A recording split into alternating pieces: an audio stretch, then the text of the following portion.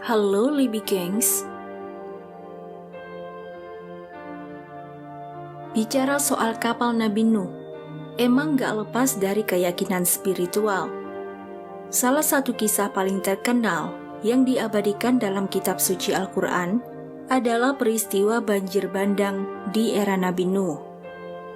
Akibat kaum Bani Rasib yang menyekutukan Allah dengan cara menyembah berhala, Allah menurunkan azab yang sangat pedih dengan mendatangkan banjir maha dahsyat untuk menenggelamkan seluruh isi bumi.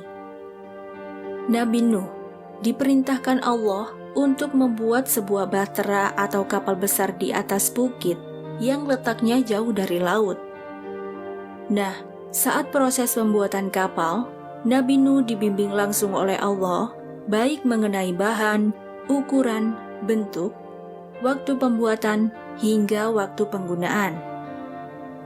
Ketika banjir yang telah dikabarkan Allah tiba, Nabi Nuh bersama keluarganya beserta 80 pengikutnya dan ratusan hewan menaiki kapal tersebut dan berlayar hingga berbulan-bulan lamanya.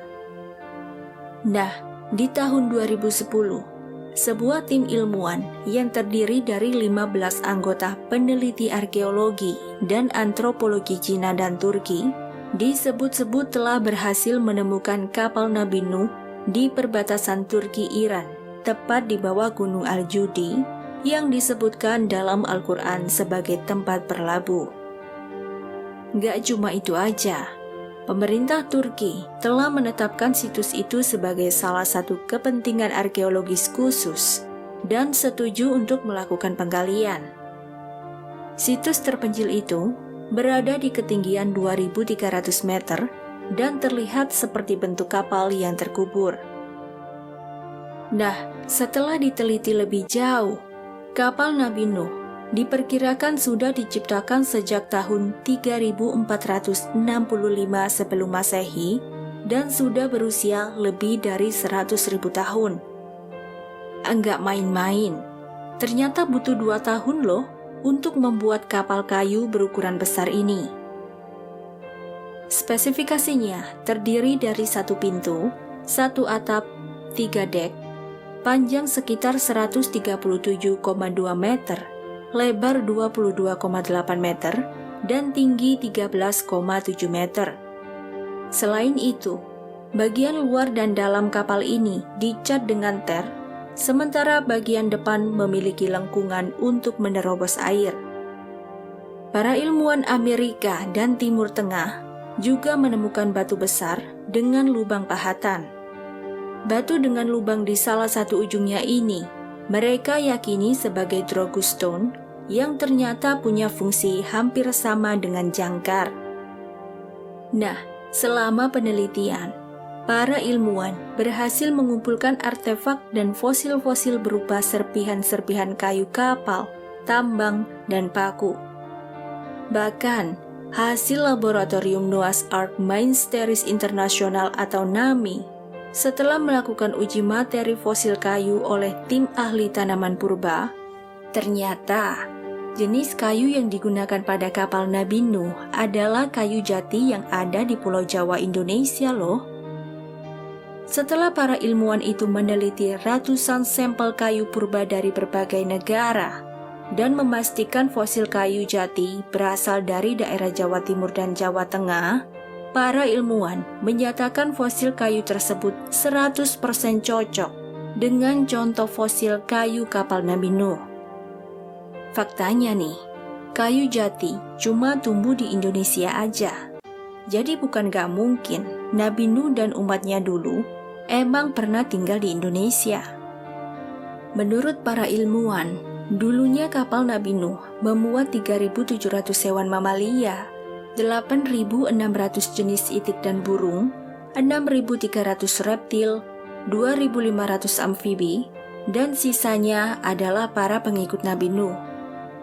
Jadi kalau kita hitung-hitung, total berat kargo atau muatan kapal itu mencapai kurang lebih 24.300 ton. Wah, gak kebayang ya betapa kuatnya kapal kayu yang dibuat oleh Nabi Nuh pada saat itu. Para peneliti, termasuk ilmuwan Rusia, menemukan kurang lebih 500 artefak batu baterai elektrik purba yang digunakan untuk menyadur logam. Ini artinya, masyarakat di era Nabi Nuh sudah lebih dulu mengenal listrik. Analisis laboratorium Rodiak dan Kevin Fisher mengatakan, logam kelengkapan kapal Nabi Nuh terdiri dari logam aluminium serta titanium dan terdapat daerah pusat terbuka aliran udara atau lubang berongga pada kapal. Misalnya nih, kalau kita amati dari spesifikasi kapal, agar mampu mengangkut sejumlah besar manusia dan ratusan jenis hewan, bisa dipastikan kapal Nabi Nuh butuh teknologi yang canggih untuk bisa berlayar di tengah banjir maha dahsyat dan gak oleng ataupun karam. Ternyata, dalam proses pembuatan kapal itu, Nabi Nuh udah lebih dulu kenal sama konsep fisika gaya Archimedes. Walaupun kapal terbuat dari kayu atau besi yang memiliki massa jenis lebih besar daripada air, kapal tetap akan terapung.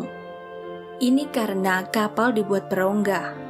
Nah, rongga-rongga inilah yang menyebabkan kapal menjadi lebih ringan. Meski jumlah air laut yang didesak oleh perut kapal sangat besar, kapal tetap bisa mengapung meski membawa muatan yang sangat berat. Nah, setelah banjir surut, orang pertama yang turun dari kapal adalah Nabi Nuh, lalu diikuti 80 pengikutnya. Mereka membangun tempat tinggal di tempat itu dan menetap di sana. Selama berjalannya waktu, mereka tertimpa wabah penyakit, sehingga 80 pengikut Nabi Nuh meninggal kecuali Nabi Nuh dan anaknya. Dalam sejarah Islam, Nabi Nuh dikenal sebagai Abul Bashar, yang berarti bapak seluruh manusia kedua setelah Nabi Adam.